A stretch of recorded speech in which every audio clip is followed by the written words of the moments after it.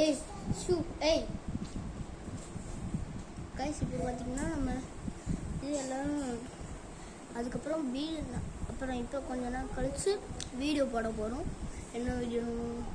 Dance video. நான் dance பண்ணுவேன். சாதனா ஸ்ரீ தெரியும்ல என் தங்கச்சி. அது வந்துட்டு ஏதோ திருக்குறள் சொல்ல போது. மைத்திரி தான் தெரில. மைத்திரி நீ என்ன வீடியோ பண்ணுற? ஓகே, மைத்திரியும் டான்ஸ் எனக்கு கூட சேர்ந்து பண்ணும். ஏன்னா நாங்கள் சோலோவாக பண்ணுறோம், நான் மைத்திரி எல்லாம் ஒரு வீடியோ. அதுக்கப்புறம் என்ன எல்லாம் சேர்ந்து ஒரு வீடியோ போடுறோம் ப்ராக்டிஸ் பண்ணி. இப்போதைக்கு எல்லோரும் சேஃபாக இருங்க.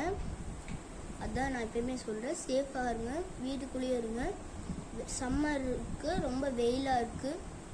நியூஸ் எல்லாம் பார்த்து அது வந்துட்டு இப்போ கூட நான் கடைக்கு போயிருந்தேன். கடைக்கு போயிருக்கும்போது ரெண்டு பெரிய அங்கிள் பேசிக்கிட்டு இருந்தாங்க.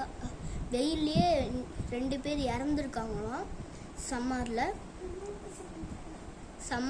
இறந்துருக்காங்களாம். அதனாலே எல்லோரும் வெளியில் அவ்வளோக்கா போகாதீங்க. நான் அவ்வளோக்கா போகிறதில்ல, கடைக்கு மட்டும் டக்கு டக்குன்னு போயிட்டு வந்துடுவேன். ஓகே, சேஃபாக இருங்க, செக்யூராக இருங்க. எப்பயுமே வீட்டுக்குள்ளே இருங்க. நிறைய தண்ணி குடிங்க. வாட்டர் இருக்கா? அந்த வாட்டர் பாட்டில் அங்கே இருக்குது. அது வந்து நிறைய தண்ணி, குளிர்ச்சியான இது இளநீ, கூழ், மோர் எல்லாமே. அதுக்கப்புறம் அது என்ன தர்பூசணி எல்லாம் குடிங்க. இது எல்லாமே குடிங்க. அது மட்டும் இல்லை, வாட்ரு கன்ஃபார்ம் எல்லாருக்கும் தேவை. குடிக்காமல் இருக்காதீங்க.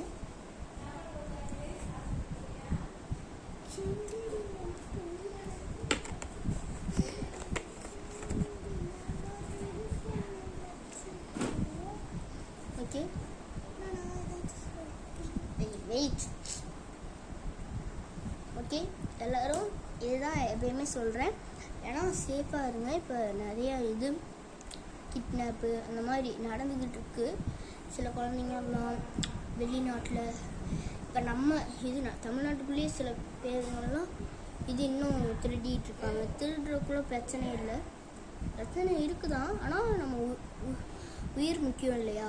அதனால தான் சேஃப் அண்ட் செக்யூராக இருங்க. எப்பயுமே வீட்டுக்குள்ளேயே இருங்க. கடைக்கு போனால் கூட பக்கத்தில் இருக்க பரவாயில்ல, நீங்களே போயிட்டு வரலாம். இல்லை எங்கேயாச்சும் டக்குன்னு போயிட்டு வரணும்னா நீங்களே போயிட்டு வரலாம்.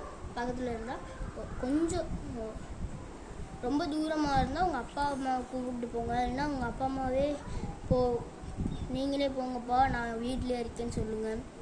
ஏன்னா இப்போ பார்த்தீங்க யார் எப்படி இருக்காங்கன்னே தெரில.